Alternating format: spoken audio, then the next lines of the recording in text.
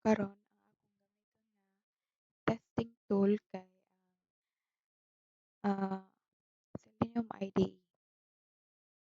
First, ang atong buhaton kay mag-install og extension. Search lang Selenium IDE Chrome extension, then click here, add to Chrome, then add extension. So if mao man na og download, click lang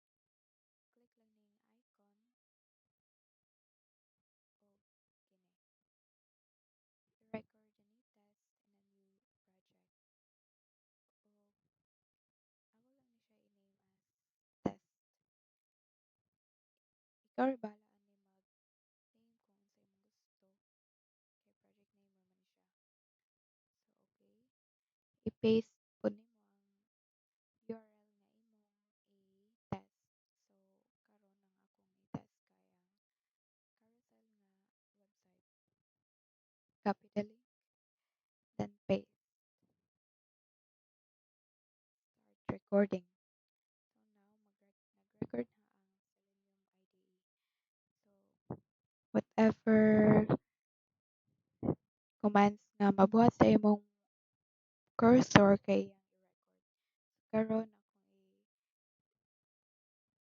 i-tap ang button, make offer o i-hover kini. Then kini pod style nga button. So balik ta karon sa IDE ang tanawon kung nag-work ba ang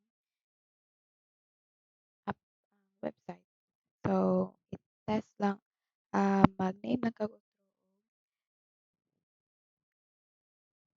test. So mao ning commands nga akong na-apply sa website. So para makita nato kung nag-work ba jud ang commands, i-run i-click ang run current test. So makita nato nga kada command na ako kay check siya no. So pasabutan na nag-work siya. Og inanay ra jud kadali ang Selenium IDE.